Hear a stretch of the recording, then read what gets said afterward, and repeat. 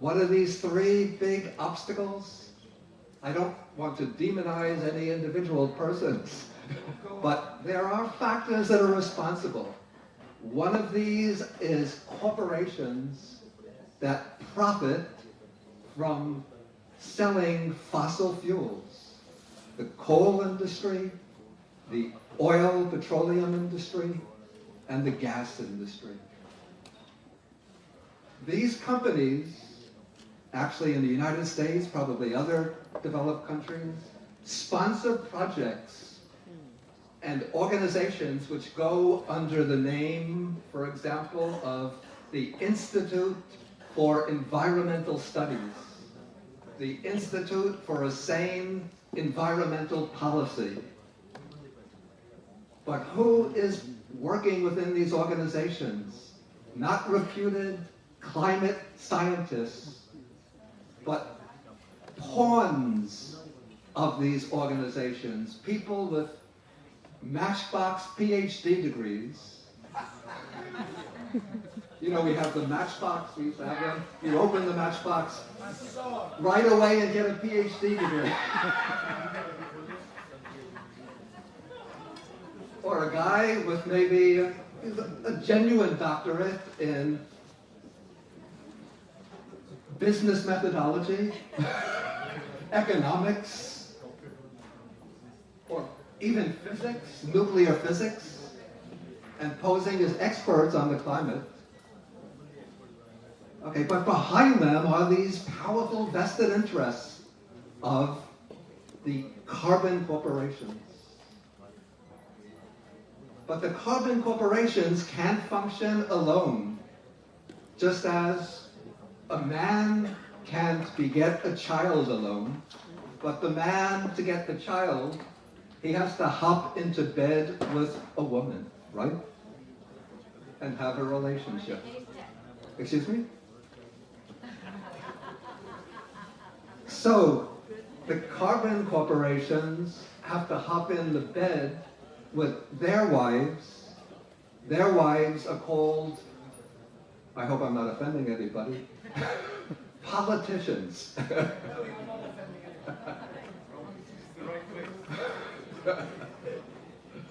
And so the politicians have, this is the case in my country, the United States of America. I can't speak for other countries, but probably it's true about a lot of them. They have to, we call this a democracy, which means that every 4 years, in some countries every 6 years, they have to run for elections. And to run for an election effectively, what do you need? Money. Great intelligence?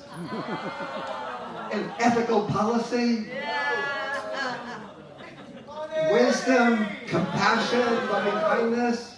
What do you need? Money. And you're going to win an election by appealing to your constituents, please send me money? And you have a competitor who's getting money from powerful corporations, so how are you going to beat him? You have to say to the people, I am going to run a completely ethical campaign. I'm going to show the highest standards of personal responsibility and integrity. But just let me take a little time off to speak to some of my friends who are visiting. This is the president of ExxonMobil who wants to contact me. So please give me 5 minutes, folks, while I speak to them.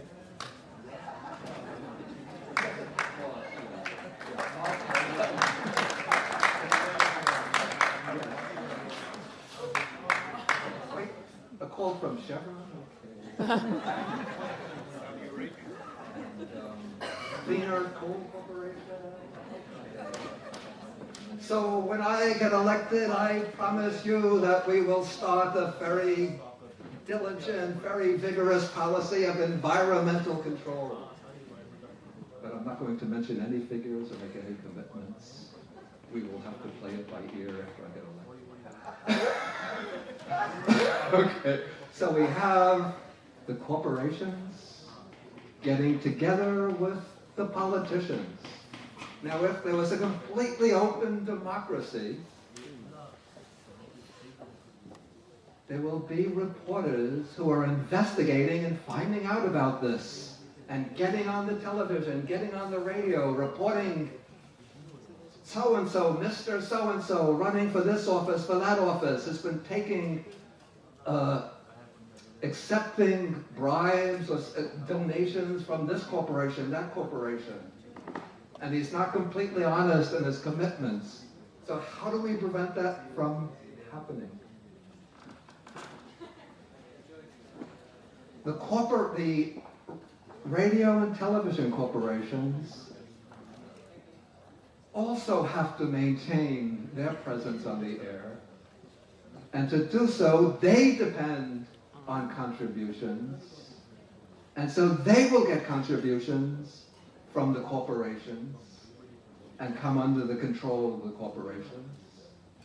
Or else, to make things even easier, this corporation will be a partner with that corporation, which will buy up the television station, buy up the radio stations. Or else, even if it doesn't go that far, but those who are running the TV and radio corporations will be golf partners or dining club partners of the people who are running the energy corporations. And so we have a close relationship in what we call the developed world, and I would like to use quotation marks around that word, between the carbon corporations, the politicians, and the media. The media spread out a smoke screen that covers up the reality of what is going on, while it's sort of like pulling the curtain over the bed while the politicians and the corporations have a good night together in the bed. And the product of that union is the global warming, climate change, carbon emissions.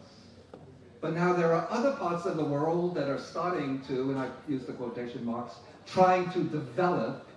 They call this the developing world, even though in certain respects they are much more developed than the so-called developed world. And they're saying, hey, wait a minute, you guys. We're not going to be left out of the picture. You're not going to tell us that we have to carry 5 buckets of water to put out the fire while you guys are getting away with 1 bucket. And so we, in the developing world, are saying, we want to bargain with you so we all can carry only 2 buckets. And so this way, the problem goes on and on and on, spiraling, till it's reaching almost the tipping point. Perhaps it's already gone over, out of control. I realized I wasn't keeping time. Okay.